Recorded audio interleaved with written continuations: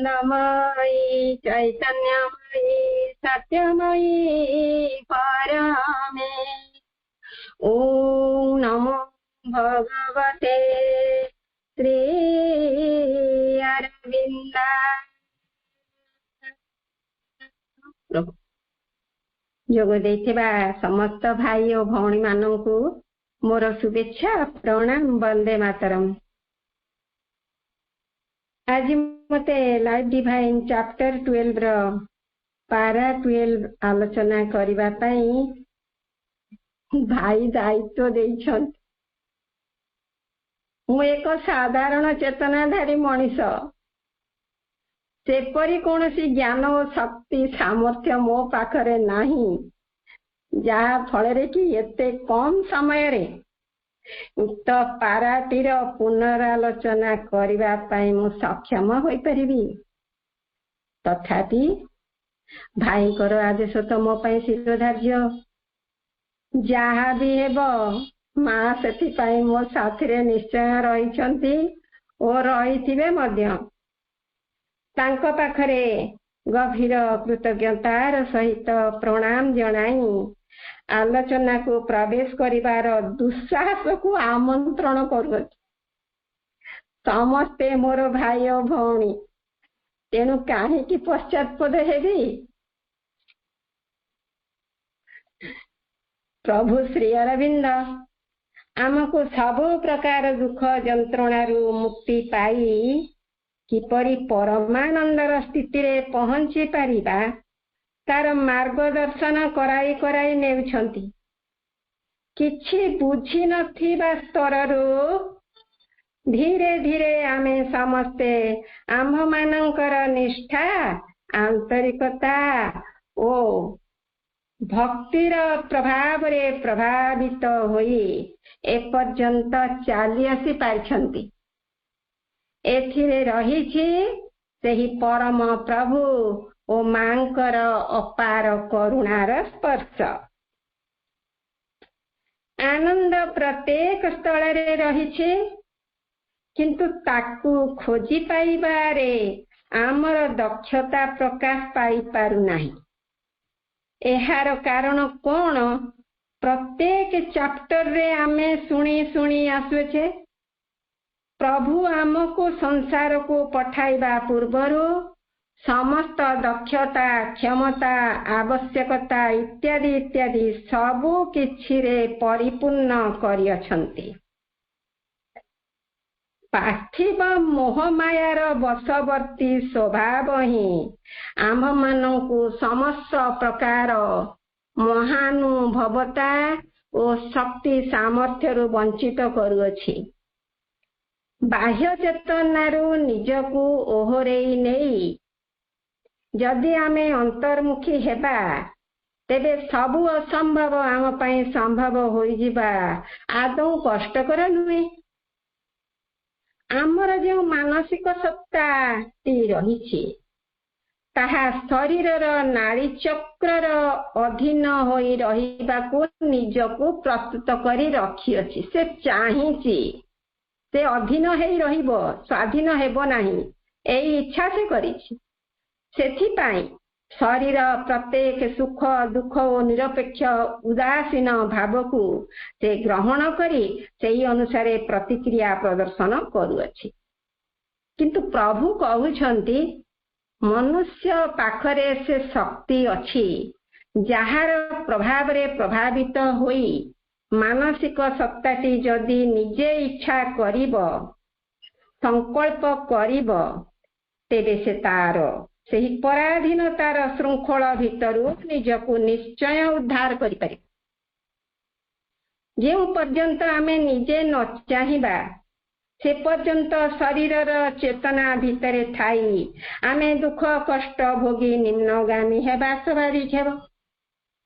एहा समस्ते निश्चय अनुभव करुथिबे ओ करुथिबे मध्य करुछंती करुथिबे मध्य।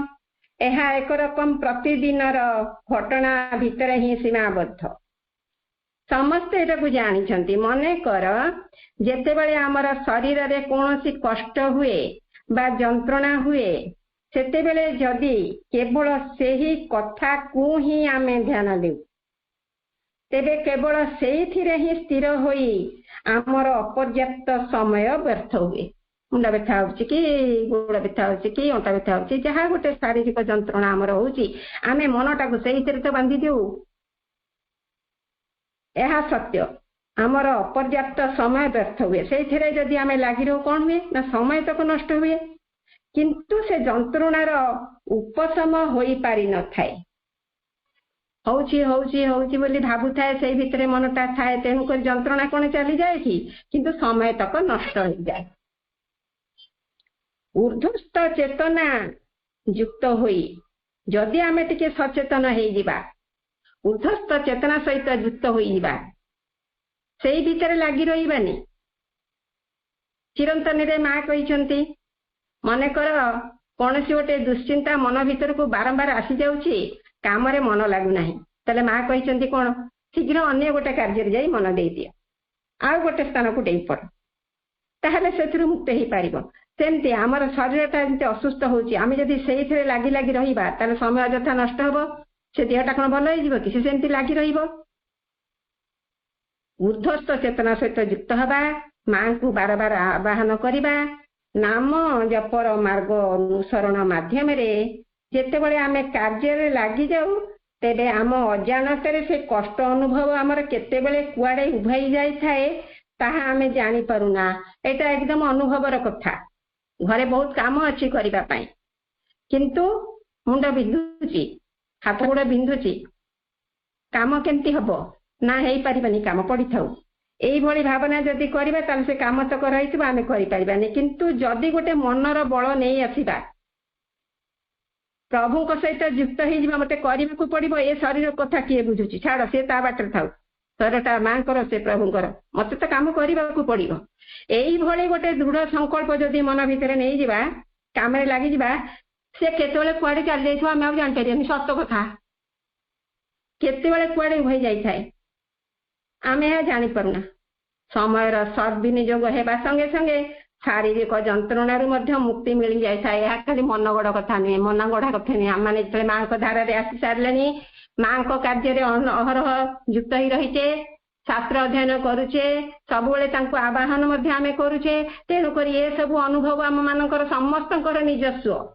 ଶରୀରକୁ ଧରି ପଡି ରହିବା ଆମର ଆଉ ନାହିଁ, ସେ ଚାଲିଗଲାଣି, ଆହୁରି ବି ଯିବ କେମିତି, ସେଇଥିପାଇଁ ଆମେ ପ୍ରାର୍ଥନା କରିବା। ଏହି ଧାରା ଅନୁଯାୟୀ ମାନସିକ ସତ୍ତା ଯଦି ନିଜକୁ ସାଧନା ବଳରେ ଶରୀରର ସ୍ନାୟୁ ପ୍ରଭାବରୁ ନିଜକୁ ମୁକ୍ତ କରିପାରେ,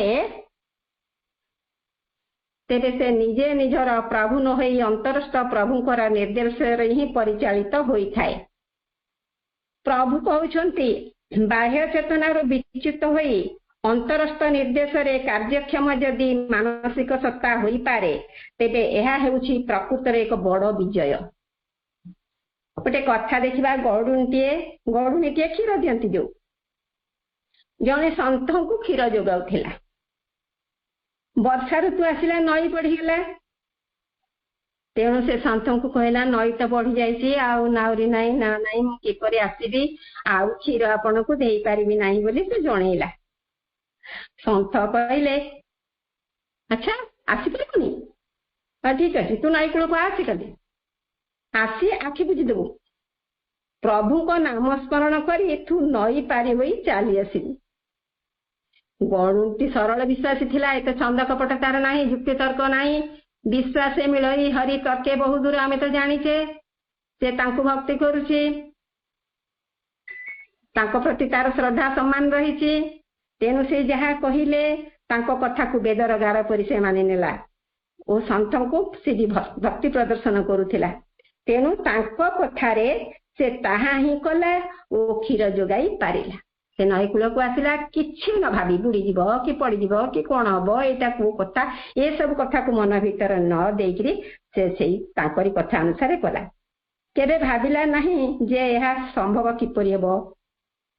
ମାନସିକ ସତ୍ତାଟାକୁ ସେ ସେତିକି ପ୍ରସ୍ତୁତ କରିପାରିଥିଲା। ବୁଡିଯିବି, ଏହା ସମ୍ଭବ ହେବ ନାହିଁ, ଏପରି କଣ କେବେ ହୋଇପାରେ, ଏସବୁ ଭାବନାକୁ ସେ ତା ମନରେ ସ୍ଥାନ ଦେଇ ନଥିଲା। ଯାହା ବି ହଉ କର୍ମ ମତେ କରିବାକୁ ହିଁ ହେବ, ମୁଁ ତାଙ୍କ ପାଖରେ କ୍ଷୀର ନେଇ ପହଞ୍ଚେଇବି ତ ବୁଡି ଯାଇକି ଯାହା ହଉ ତେଣିକି କର୍ମ ହିଁ ମତେ କରିବାକୁ ହେବ। ଏହି ବିଶ୍ୱାସ ଓ ଭରସା ହିଁ ତା କ୍ଷେତ୍ରରେ ଏପରି ସଫଳତା ଆଣିଦେଇଥିଲା। ସେଇଭଳି ବିଶ୍ୱାସ ଆଉ ଭରସା ଯଦି ଆମର ରହିବ, ଆମେ ସୁଖରେ କେବେ ହେଲେ ବିଭୋର ହେବା ନାହିଁ କି ବିପଦରେ ମଧ୍ୟ ଅଧୀର ହେବା ନାହିଁ। ଯାହା ଆସୁଛି ତ ସବୁ ପ୍ରଭୁଙ୍କର ଦାନ, ଆମେ ତ ପ୍ରାର୍ଥନା କରୁଛେ ତାକୁ, କିନ୍ତୁ କାର୍ଯ୍ୟରେ ପରିଣତ କରିପାରୁନି। ଏଗୁଡାକ କିପରି ଆମ ଭିତରେ କାର୍ଯ୍ୟରେ ପରିଣତ ହବ, ସେଥିପାଇଁ ଆମେ ପ୍ରତି ମୁହୂର୍ତ୍ତରେ ଭଗବାନଙ୍କ ପାଖରେ ପ୍ରାର୍ଥନା କରିବା। ତାଠାରୁ ଏକଥା ଶୁଣି ଜଣେ ମହାଜ୍ଞାନୀ ଭଗବାନଙ୍କ ନାମ ସ୍ମରଣ କରି ଯେତେବେଳେ ନଈ ପାରି ହେବାକୁ ଚେଷ୍ଟା କଲେ, ସେତେବେଳେ ସେ ବୁଡିଗଲେ। ସେ ଭାବିଲେ ସିଏ କେମିତି ଚାଲି ଯାଉଛି, ପ୍ରଭୁଙ୍କ ନାମ ସ୍ମରଣ କରି ଦେଖିବା ତ ମୁଁ ଯାଏ। ସିଏ ନାମ ସ୍ମରଣ ପୂର୍ବକ ଯେତେବେଳେ ପାଣି ଭିତରକୁ ପଶିଲେ, ସେଥିରେ ଗୋଡ ଖସିଗଲା, ବୁଡିଗଲେ, ପାଣି ପିଇଗଲେ। ସେ ଏହାର କାରଣ କଣ ଆପଣ ମାନେ ଜାଣିପାରୁଥିବେ। ନିଜର ମାନସିକ ସତ୍ତାକୁ ପ୍ରସ୍ତୁତ କରିବା ତାଙ୍କ ପକ୍ଷରେ କଷ୍ଟକର ଥିଲା ଏବଂ ଏହା ଉପରେ ବିଶ୍ୱାସର ଥିଲା ମଧ୍ୟ ଅଭାବ। ଏକା ପ୍ରକାରର ପରିସ୍ଥିତିରେ ଭିନ୍ନ ଭିନ୍ନ ମନୁଷ୍ୟଙ୍କର ବିଭିନ୍ନ ପ୍ରକାର ସ୍ପନ୍ଦନ ଓ ପ୍ରତିକ୍ରିୟା ମଧ୍ୟ ଆମ୍ଭେମାନେ ଦେଖିବାକୁ ପାଉ। ପରିସ୍ଥିତି ସମାନ ହେଇଥିବ, ଗୋଟିଏ ଘଟଣା, କିନ୍ତୁ ଜଣେ ସେଇ ପରିସ୍ଥିତିରେ ଗୋଟେ ପ୍ରକାର ଥିବ, ଆଉ ଜଣେ ସେଇ ପରିସ୍ଥିତିରେ ଆଉ ଗୋଟେ ପ୍ରକାର ଥିବ। ଭିନ୍ନ ଭିନ୍ନ ଦେଖିବାକୁ ମିଳନ୍ତି। କେମିତି, କାହିଁକି ଦେଖିବାକୁ ମିଳନ୍ତି? ମନେକର ଜଣଙ୍କର ଚୋରି ହୋଇଯାଇଛି, ଟଙ୍କା ସୁନା ସବୁ ଯାହା ଯେମିତି ଥିଲା ସବୁ ଚୋରି ହେଇଛି। ସେ ସମୟରେ ସେ କେତେ ବ୍ୟସ୍ତ ବିବ୍ରତ ନ ହୁଏ। ଯେତେବେଳେ ଜଣଙ୍କର ଚୋରି ହୋଇଯାଏ ସେ କେତେ ବ୍ୟସ୍ତ ହୁଏ। ଧନ ସମ୍ପଦ ପାଇବାର ଲାଳସାରେ ତାକୁ ଫେରି ପାଇବାକୁ ସେ କେତେ କେତେ କଣ ପଦକ୍ଷେପ ନ ନିଏ। ସେଥିପାଇଁ ଖାଲି ତ ଅର୍ଥର ଅପବ୍ୟବହାର କରେ ନାହିଁ, ବରଂ ଅନେକ ସମୟର ଅଯଥା ବିନିଯୋଗ କରିବା ସଙ୍ଗେ ସଙ୍ଗେ ଅନେକଙ୍କୁ ବିଭିନ୍ନ ପ୍ରକାର ଦୁଃଖ କଷ୍ଟ ଦେବା ପାଇଁ ମଧ୍ୟ ପଛାଏ ନାହିଁ। କେମିତି ସେ ଫେରି ପାଇବ, ଏତେ ଆକର୍ଷଣ। କିନ୍ତୁ ଠିକ ସେହି ସମାନ ଘଟଣାରେ ଜଣେ ନିର୍ବିକାର ଭାବରେ ସ୍ଥିର ଓ ଶାନ୍ତ ଭାବରେ ରହି ପ୍ରଭୁଙ୍କୁ କୃତଜ୍ଞତା ଜ୍ଞାପନ କରେ। ଏଇଟା ମନଗଢା କଥା ନୁହେଁ, ଏଇଟା ସମସ୍ତେ ଜାଣିଛନ୍ତି, ଅନୁଭବ କରିଛନ୍ତି, ଦେଖିଛନ୍ତି। ଏଇଭଳି ମଣିଷ ମଧ୍ୟ ଅଛନ୍ତି। ଚୋରି ଯାଇଛି, ଯାଉ, ସେ କହେ ପ୍ରଭୁଙ୍କୁ ମୋର ସିଏ ସ୍ଥିର ରହେ, ପ୍ରଭୁଙ୍କୁ କୃତଜ୍ଞତା ଜ୍ଞାପନ କରେ ଓ ପ୍ରଭୁଙ୍କୁ କହେ ପ୍ରାର୍ଥନାରେ, ପ୍ରଭୁ ମୋର ଆବଶ୍ୟକତା ଥିଲା ମୋତେ ଦେଇଥିଲେ, ମୋର ସେଟା ଆବଶ୍ୟକ ଥିଲା, ମୋତେ ଦେବାକୁ ଆପଣଙ୍କର ଇଚ୍ଛା ହେଇଥିଲା, ମୋତେ ଦେଇଥିଲେ। ବର୍ତ୍ତମାନ ତାହା ଆଉ କାହାର ଆବଶ୍ୟକତା ପୂରଣ କରିବା ପାଇଁ ଯାଉଅଛି। ତେଣୁ ଏଥିରେ ବ୍ୟସ୍ତ ହେବାର କାରଣ ମୋର ନାହିଁ। କାହିଁକି ବ୍ୟସ୍ତ ହେବି? ମୋ ପାଖରେ ଥିଲା, ମୋର ଦରକାର ଥିଲା, ବର୍ତ୍ତମାନ ନାହିଁ, ସେ ଗଲା। এইଭଳି ଭାବ ସେ ପ୍ରକାଶ କରେ ବାହାରକୁ। କିଛି ବ୍ୟସ୍ତତା ନାହିଁ, ନିର୍ବିକାର ଭାବରେ ରହେ। କିଛି ହେଇନି ବୋଲି ତାକୁ ଦେଖିଲେ ସମସ୍ତେ ଜାଣନ୍ତି। ଏ ପ୍ରକାର ସ୍ୱଭାବ ଏହି ବ୍ୟକ୍ତିଙ୍କର ଲକ୍ଷ୍ୟ କରି ସାଧାରଣ ବ୍ୟକ୍ତି ମାନେ ମତ ବ୍ୟକ୍ତ କରନ୍ତି, ଏ ବୁଝେ ପାଗଳ ହେଇଗଲେ, ଆଙ୍କର ଆଉ ମୁଣ୍ଡ କାମ କରୁନି, ଏ ଜିନିଷ ପତ୍ର ସବୁ ଚାଲି ଯାଇଛି, ଇଏ କଣ ହସୁଛନ୍ତି, ଠାକୁରଙ୍କ ପାଖରେ ପ୍ରାର୍ଥନା କରୁଛନ୍ତି, କିଛି ଏମିତି ହେଇଛି ବୋଲି କେହି ଜାଣିନାହାନ୍ତି, ଆମେ ମାନେ ବ୍ୟସ୍ତ ହେଇଯାଉଛୁ। ମାନସିକ ସତ୍ତାଟି ଯଥା ସମୟରେ ପରିସ୍ଥିତି ଓ ପରିବେଶ ଅନୁଯାୟୀ ବଦଳିଯାଏ, ଏହା ସ୍ୱାଭାବିକ କଥା। ସେଇଥିପାଇଁ ତ ଦସ୍ୟୁ ରତ୍ନାକର ବାଲ୍ମୀକିରେ ପରିଣତ ହୋଇ ରାମାୟଣ ରଚନା କରିଥିଲେ ଓ ଅଶ୍ୱମେଧ ଯଜ୍ଞରେ ଲବକୁଶଙ୍କ କଣ୍ଠରେ ରାମାୟଣ ଜ୍ଞାନର ମହାନତା ପ୍ରଦର୍ଶନ କରାଇ ପାରିଥିଲେ। ପ୍ରଭୁ କହୁଛନ୍ତି, ସବୁ ନିର୍ଭର କରେ ଆମ୍ଭମାନଙ୍କର ଇଚ୍ଛା ଶକ୍ତି ଉପରେ। ଆମେ ଚାହିଁଲେ ଅନ୍ନମୟ, ପ୍ରାଣମୟ ଓ ନାଡି ଚକ୍ରର ଅଧୀନରୁ ମୁକ୍ତ ହୋଇ ଏକ ସ୍ୱତନ୍ତ୍ର ସତ୍ତାରେ ପରିଣତ ହେବା, ଯାହାକି ପ୍ରଭୁଙ୍କ ଲୀଳାର ଏକ ସହାୟକ ଯନ୍ତ୍ର ସାଜିବା ସହିତ ସମସ୍ତ ପ୍ରକାରର ଦୁଃଖ କଷ୍ଟ ଓ ନିରପେକ୍ଷ ଭାବରୁ ରକ୍ଷା ପାଇ ସ୍ୱର୍ଗୀୟ ଶାନ୍ତି ଓ ଆନନ୍ଦର ରାଜ୍ୟରେ ବିଚରଣ କରିବାର ଦକ୍ଷତା ହାସଲ କରିପାରିବ। ବାହ୍ୟ ଚେତନାରୁ ନିଜକୁ ମୁକ୍ତ କରି ଅନ୍ତରର ଗଭୀରତମ ପ୍ରଦେଶରେ ପ୍ରବେଶ ପୂର୍ବକ ସମସ୍ତ ଅଭ୍ୟାସରୁ ଯାହା ଅଦିବ୍ୟ ସେଥିରୁ ଓହରିବାର ଦିଗରେ ସେ ନିଜେ ନିଜର ପ୍ରଭୁ ହିଁ ସାଜିବ। ସମସ୍ତ ଇନ୍ଦ୍ରିୟଗତ ଅନୁଭବ ଗୁଡିକ ରୂପାନ୍ତରିତ ହୋଇ ଦିବ୍ୟ ପଥରେ ପରିଚାଳିତ ହେବେ। ଏହା ହିଁ ପ୍ରକୃତ ବିଜୟ। सुख दुख जहाँ भी आसु समता रक्षा करिबा प्रकृत मनुष्यर कर्तव्य। मन प्राण और शरीर अविकसित अवस्था ही स्नायुर अधीन होई सेही अनुसार कार्य करे, जहा केबे भी कौनसी प्रगतिर कारण होई पारे नाही। वर्तमान आमे आम पारा 12 रे प्रवेश करिबा। प्रभु In regards to physical pleasure and pain, it is more difficult to apply the universal truth, for this is the very domain of nerves and the body, the center and seat of that in us, whose nature is to be dominated by external contact and external pressure. इस शारीरिक दुख जंत्रणा भितरे आमे ए विषमय सत्य को सत्य प्रयोग करबा अति कष्ट। कना शरीर रे जदी जंत्रणा होची, गोटा कटी जाई, हाथ कटी जाई, रक्त बाहरची, आकु सतरे केमिति शरीर मानि नेबो जे मते कष्ट हो नाही। शरीर कौन क्षत बा जंत्रणादायक परिस्थिति सृष्टि हेले से किपरि एहाकु सह्य करि पारिबो ओ कहि पारिबो जे से कष्ट भोग करि पार नाही, ताको आनंद लागुची? एहा तो आदौ संभव नुहे, कारण एहा नाड़ी चक्र ओ शरीरर प्रकृत क्षेत्र बाह्य स्पर्श और बाह्य चापर बशवर्ती होई पारिबा तो यार स्वभाव।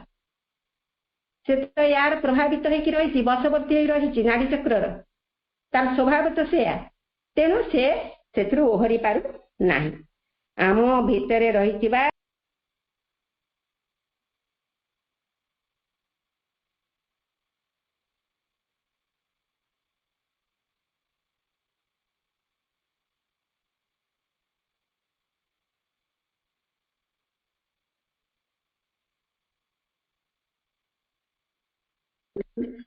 जहाँ भी हो, किए कौन कहउछंती कि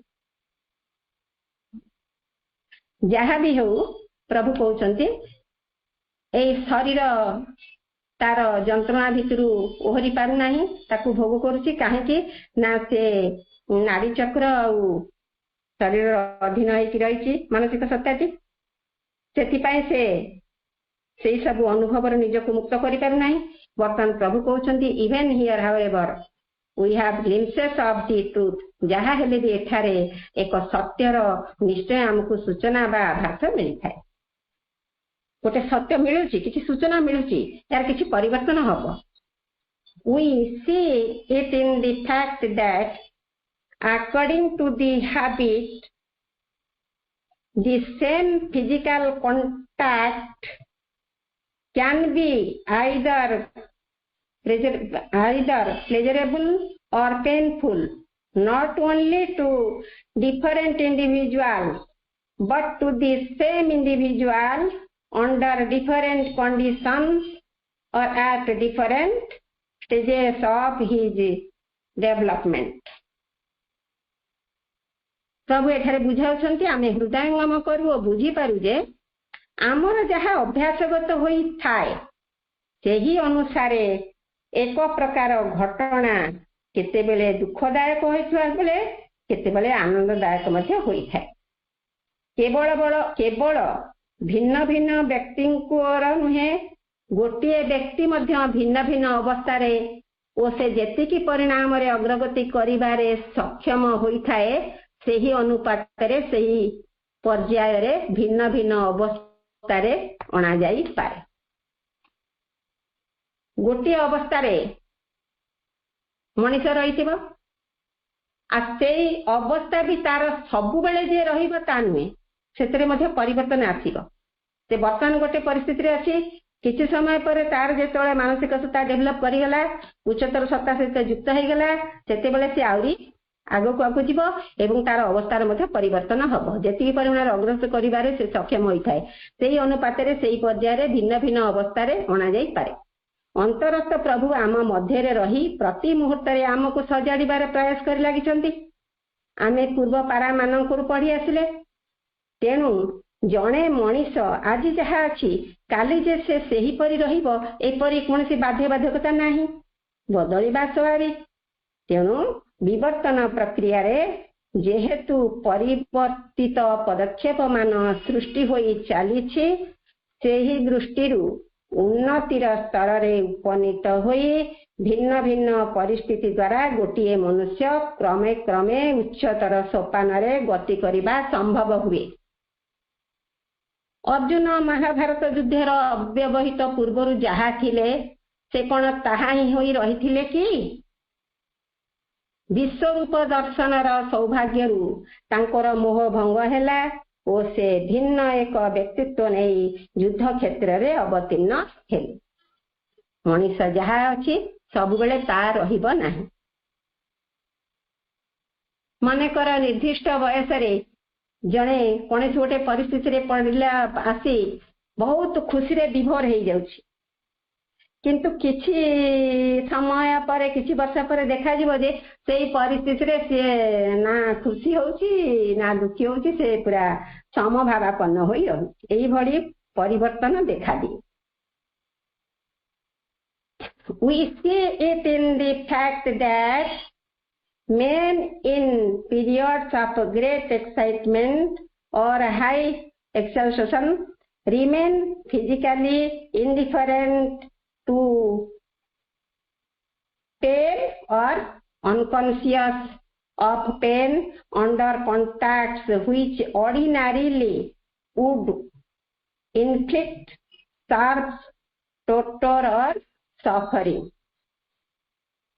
ଆମେ ଦେଖିବାକୁ ପାଉ ଯେ ଅତିରିକ୍ତ ଉତ୍ତେଜନା, ବହୁତ ଜୋରେ ରାଗି ଯାଇଛି, କୌଣସି ଗୋଟେ ପରିସ୍ଥିତିରେ ପଡି ସେ ପୁରା ତାର ନର୍ଭ ଉପରେ କଣ୍ଟ୍ରୋଲ ଆଣିପାରୁନାହିଁ। ଅତ୍ୟଯୁକ୍ତ ଉତ୍ତେଜନା କିମ୍ବା ଅତିରିକ୍ତ ଉଲ୍ଲାସ, ବହୁତ ଆନନ୍ଦ ହେଇଗଲେ ଅତି ଶଯ୍ୟାରେ, କ୍ରୋଧ ଆସିଗଲେ ମଧ୍ୟ ସେମିତି ସବୁ କିଛି ଭୁଲିଯାଏ। ଆନନ୍ଦର ଅବସ୍ଥାରେ ଦେହର ବେଦନା ବୋଧ ବିଷୟରେ ମନୁଷ୍ୟ ସମ୍ପୂର୍ଣ୍ଣ ଉଦାସୀନ ହୋଇ ରହେ। ଯେତେବେଳେ ବହୁତ ଜୋରେ ରାଗି ଯାଉଛି, କ୍ରୋଧ ଆସିଯାଇଛି, ସେତେବେଳେ ସେ ଆଉ ତାର ସେ ଦେହ ଚେତନା ଭିତରେ ନାହିଁ, କଣ କରେ ସେ ଜାଣିପାରେ ନାହିଁ। ସେମିତି ଯେତେବେଳେ ଆନନ୍ଦମୟ ପରିସ୍ଥିତି ଆସେ ଏତେ ଖୁସି ହେଇଯାଏ ଯେ ସେ ଆଉ ତା ନିଜକୁ ତା କଣ୍ଟ୍ରୋଲ ଭିତରେ ରଖିପାରେ ନାହିଁ। ଯେତେବେଳେ ଜଣେ ଭୀଷଣ କ୍ରୋଧର ଶିକାର ହୋଇଯାଏ ସେତେବେଳେ ତାର ଶରୀରରେ କି ପ୍ରକାର କ୍ଷୟକ୍ଷତି ଘଟିବ ସେ ବିଷୟରେ ସେ ଆଦୌ ସଚେତନ ନଥାଏ। ଯାହା ଚାହେଁ ସେ ତାହା କରିଦେଇପାରେ, ଯାହା ଚାହେଁ ତାହା କରିଦିଏ, ଆଗ ପଛ ବିଚାର କରେ ନାହିଁ। କାରଣ ଶରୀରର ନାଡି ଚକ୍ର ତାର ଆୟତ୍ତରେ ନଥାନ୍ତି। ପରେ କଣ ହେବ ସେ ହିତାହିତ ଜ୍ଞାନ ତାର ରହେ ନାହିଁ। ଦୁର୍ଯ୍ୟୋଧନର କ୍ରୋଧ ହିଁ ବିନାଶର କାରଣ ହୋଇଥିଲା। ଶେଷ ପରିଣତି ସମ୍ବନ୍ଧରେ ସେ କଣ ସଚେତନ ଥିଲା କି? ଯେଉଁ ସବୁ ପରିଣାମ ସାଧାରଣତଃ ତୀବ୍ର ଯନ୍ତ୍ରଣାର କାରଣ ହୁଅନ୍ତି ସେ ସବୁ ପ୍ରତି ପୁରାପୁରି ଅଚେତନ ଥାଏ। ମନୁଷ୍ୟ ସମ୍ପୂର୍ଣ୍ଣ ଅଜ୍ଞାନ ଅବସ୍ଥାରେ ରହେ। ଏ ସବୁଥିରୁ ଆମକୁ ସେଇ ସତ୍ୟଟିର ଆଭାସ ମିଳିଥାଏ। ଆମେ ସବୁବେଳେ ତ ଶରୀରର ଆଉ ନର୍ଭର ଅଧୀନରେ ହେଇକି ରହୁଛେ, ଯାହା ଅନୁଭୂତି ସେ ଦଉଛି ସେଇ ଅନୁସାରେ ଚଳୁଛେ। କିନ୍ତୁ ଯେତେବେଳେ ଆମେ ବହୁତ ଜୋରେ ରାଗି ଯାଉଛେ, ବହୁତ ଖୁସି ହେଇଯାଉଛେ, ସେତେବେଳେ ଆଉ ତା ଅଧୀନରେ ତ ଆମେ ନାହିଁ, ଅଲଗା ହେଇଯାଉଛୁ। ତେଣୁକରି ପ୍ରଭୁ କହୁଛନ୍ତି ସେଇଥିରୁ ଏସବୁ ସୂଚନା ମିଳୁଛି। In many cases, it is only when the nerves are able to reassert themselves and remind the mentality of its habitual obligation to suffer that the sense of suffering returns। କାଲି ଏଟା ଭାଇ ଦେବେନ୍ଦ୍ର ଭାଇ ବଢିଆ ବୁଝଉଥିଲେ ଉଦାହରଣ ଦେଇକିରି, କେମିତି ଆମର ଗୋଟେ ଦୁଃଖଦାୟକ ପରିସ୍ଥିତି ଆସିଥାଏ, ଆମେ ତାକୁ କିଛି ଦିନ ଭୋଗ କଲା ପରେ ତାକୁ ଭୁଲି ଯାଇଥାଉ, स्वाभाविक भाव में चलु थाउ किंतु जेतेबेले सेई गोटिक मने पड़िबा भली गोटे कोनोसी परिस्थिति आसी जाए आमर सेटा पुणी फेरी आसे आमे पुणी सेई दुख भितरे पड़ी जाऊ। केतेक समय केते केते अवस्था रे अचेतन होइथिबा नाड़ी चक्र पुणी सजाग होई जाए और सचेतन होई उठी आमर मन को जंत्रणा अनुभव करिवार अभ्यास द्वारा बाध्य हेबा विषय स्मरण करई दियन से सब थाए भितरे जेतेबेले सेई परिस्थिति आसे आमे पुणी तार अधीन होई जाऊ फेरी आसंती से माने सेतेबेले आमर वेदना बोध दुख भोग करिवार भाव पुणी फेरी आसे। एई समय प्रभाव रे प्रभावित होई आमे दुख कष्ट अनुभव करिथाउ। अंतर्मुखी भाव द्वारा आमे केतेक दुख कष्ट भूली स्वाभाविक अवस्था रे थाउ किंतु सेही दुख कष्ट भोग पाई आमे बाध्य होई जाऊ जेतेबेले अचेतन थिबा नाड़ी चक्र पुनर्बार सजाग और सचेत होई जेउ दुख रे आमे अभ्यस्त होई उठिथिलु से संबंध रे आमको स्मरण कराई दियंती अर्थात भूली जाइथिबा दुख जंत्रणा पुनर्बार फेरी आसे। खूब सुंदर उदाहरण दे आमको गतकाली बुलू भाई बुझाई समस्ते बुझी पारिथिले।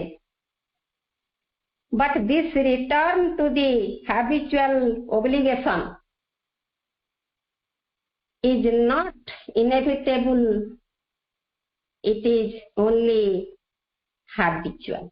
तापरे प्रभु पुणी कहउछंती जेउ अभ्यासटी आमर रहिछि सेई अभ्यास को आपणार करिनबा बा से मार्गटी को बाछि नेबा जे निहाती दरकार उचित बा अनिवार्य या नुहे। जो अभ्यास आमर रहिछि आमे ताके पुणी कहीं आपणे नबा एटा आमर अनिवार्य नुहे, एटा आमे स्वीकार करिबा नाही। प्रभु कहउछंते एहा केवल अभ्यस्तता मात्र अभ्यास दृष्टि एमती हेई थाए आमर मात्र अभ्यास को छाड़ी दिया जाई पाए। We see that in the phenomena of hypnosis, not only can the hypnotized subject be successfully forbidden to feel the pain of a wound or puncture when in the abnormal state, but can be prevented with equal success from returning to his habitual reaction of suffering when he is awakened. एथि हमको प्रभु बुझाउछंती हमें देखि थाउ जे समान समय रे जेतेबेले आमर चेता न थाए सेई अस्वाभाविक अवस्थाटी भितरे रहिथिबा बेले समाहित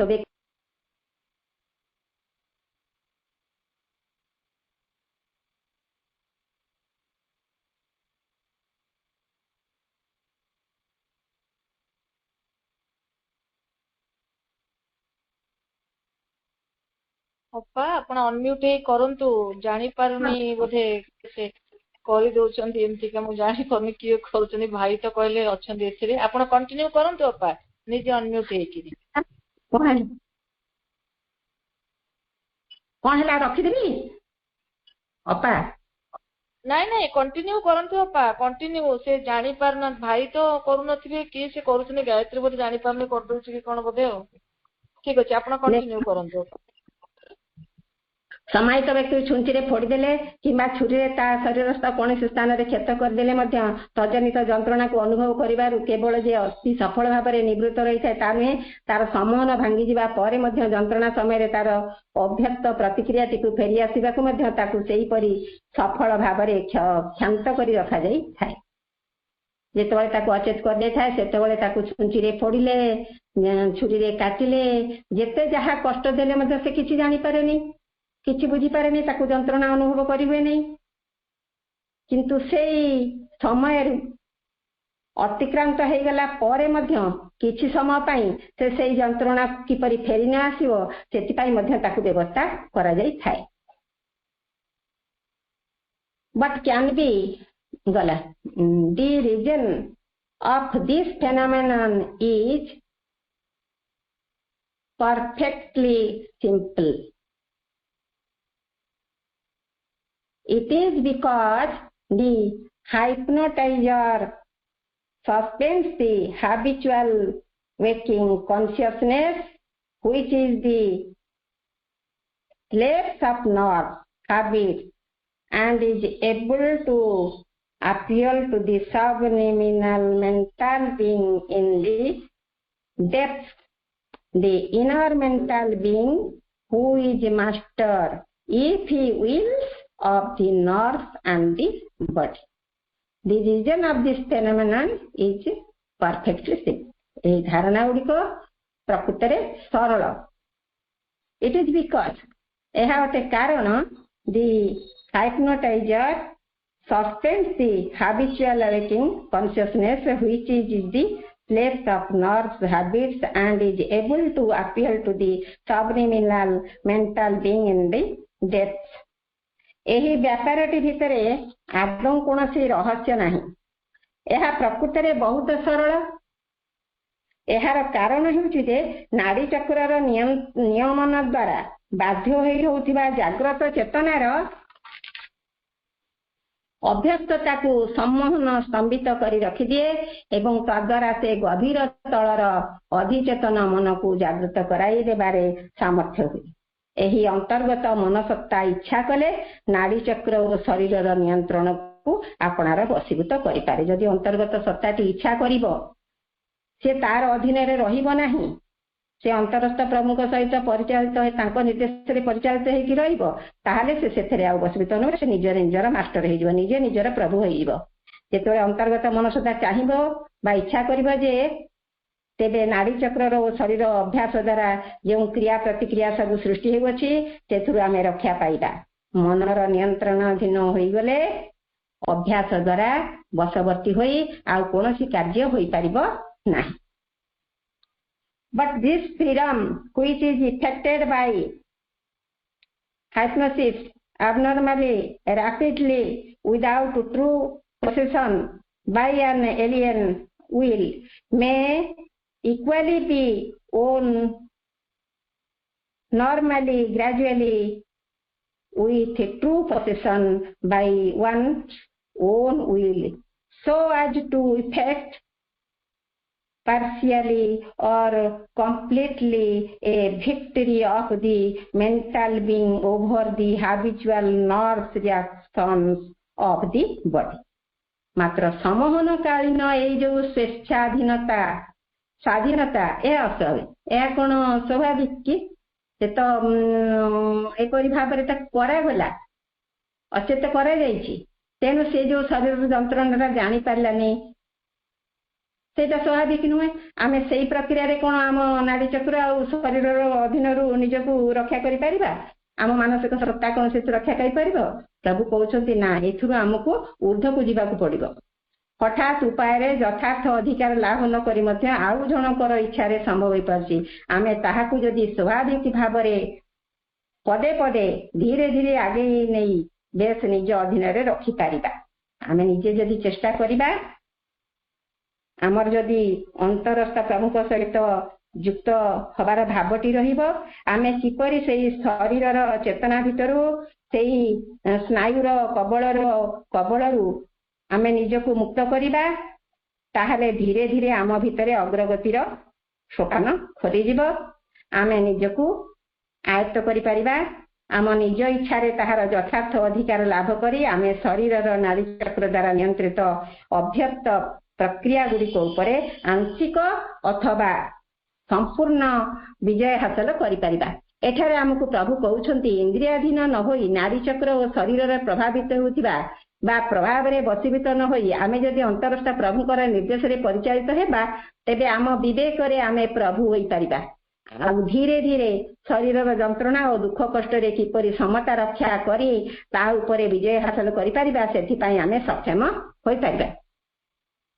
ଏହି ମନ ହିଁ ସବୁ तार उच्चतर चेतना ही ताकू शारीरिक और नाड़ी चक्र अभ्यास वंचित कर इच्छा शक्ति बल जड़े सबु प्रकार संकट निजक उद्धार कर प्रभु सहित युक्त होबार सौभाग्य अर्जन करें।